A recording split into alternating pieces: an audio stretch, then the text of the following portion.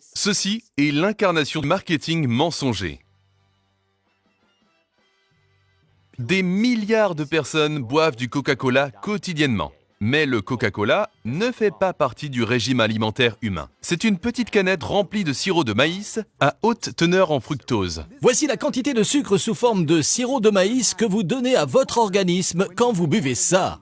C'est l'une des plus grandes prouesses au monde en termes de marketing à la fois génial et irresponsable. C'est ce qu'on appelle essentiellement un produit pourri-tastique, dont personne n'a besoin et que personne ne désire vraiment. Sauf que Coca-Cola crée ce désir. Quel bienfait le Coca-Cola apporte-t-il physiquement? Voici James Quincey, PDG de Coca-Cola, en train de se faire cuisiner par le journaliste Jeremy Paxman. Comme le dit la présentation, ça contient du sucre. C'est de l'énergie. Est-ce une nécessité absolue? Non, ça ne l'est pas. Le sucre est une drogue. D'après l'OMS, un adulte normal ne devrait pas consommer plus de 25 grammes de sucre par jour. Rien qu'une canette de Coca-Cola en contient déjà plus. Et aujourd'hui, grâce à la science, nous savons que le sucre est plus addictif que la cocaïne. Il est profondément nocif pour le corps, mène à l'obésité et au diabète, mais aussi a un impact négatif sur les niveaux d'énergie et influence la réflexion en affectant la mémoire et la productivité au travail. En quantité excessive, le sucre est l'une des substances les plus dangereuses pour le corps. Regardez ça. 23 sachets de sucre dans ce seul récipient. C'est l'équivalent de presque 70 grammes de sucre. 44 sachets de sucre dans celui-ci. 44. Ça fait 140 grammes de sucre. D'après l'OMS, c'est la quantité raisonnable de sucre pour une semaine.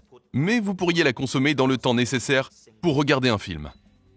Mais il n'y a pas de sucre dans le Coca-Cola Zéro. Pour remplacer le sucre, des édulcorants artificiels sont ajoutés afin de préserver le goût. Aujourd'hui, nous savons que ces édulcorants sont extrêmement nocifs pour le corps. Nos intestins abritent des milliards de bactéries qui régulent notre métabolisme et nos émotions. Ces bactéries intestinales nous maintiennent en bonne santé et permettent à notre corps de fonctionner normalement. Cependant, les édulcorants artificiels détruisent nos bactéries intestinales. Le Coca Light s'avère même plus nocif que le produit original pourri-tastique chargé en sucre.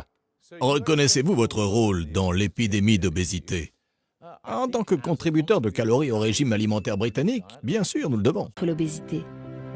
Il y a 30 ans, nous avons créé en Europe Coca-Cola Light, notre première boisson pétillante, sans sucre et sans calories. Parlons des calories. Entre 200 calories de brocoli et 200 calories de Coca-Cola, quelles sont les meilleures? Toutes les calories ne se valent pas. L'argument des calories est utilisé pour vous mentir sur le fait que le Coca-Cola est une substance dangereuse.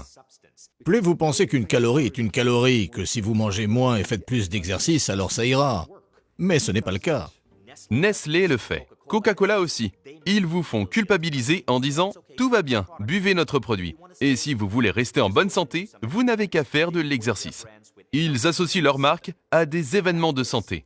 Mais la science montre que 80 à 90% de votre silhouette n'est pas le résultat de votre activité physique, mais de ce que vous donnez à votre corps. C'est pour ça que nous nous assurons à informer le public. Nous n'essayons pas de cacher les informations relatives aux ingrédients du Coca-Cola classique. Mais vous le faites. Nous les mettons dans les publicités. C'est un mensonge. Ce n'est pas dans leur publicité. Les publicités de Coca-Cola misent sur l'émotion. Elles parlent à votre cœur, répriment votre logique et vos connaissances sur la santé pour que vous achetiez leur drogue. Les moindres détails de Coca-Cola ont été étudiés pour vous séduire et vous laver le cerveau, de l'effervescence en ouvrant une canette jusqu'au son produit quand vous le versez dans un verre, en passant par les couleurs de l'emballage. Coca-Cola utilise sciemment la cause marketing et joue sur les émotions pour masquer le fait qu'ils ont réussi à laver le cerveau de millions de personnes afin qu'elles consomment volontairement une substance dangereuse. D'ailleurs, le PDG de Coca-Cola, Roberto Goizueta, a dit à son personnel « Nous ne nous battons pas contre les autres colas.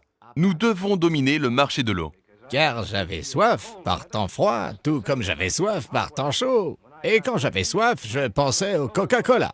En hiver, vous essayez de me vendre quelque chose. Alors, agissez. Améliorez la santé des gens dont vous vous souciez. N'hésitez pas à partager cette vidéo. Vous pouvez même la raccourcir, l'éditer, la doubler, la traduire dans votre propre langue, la mettre en ligne sur votre propre canal de YouTube, Facebook ou Instagram. Mais aidez à faire passer le message.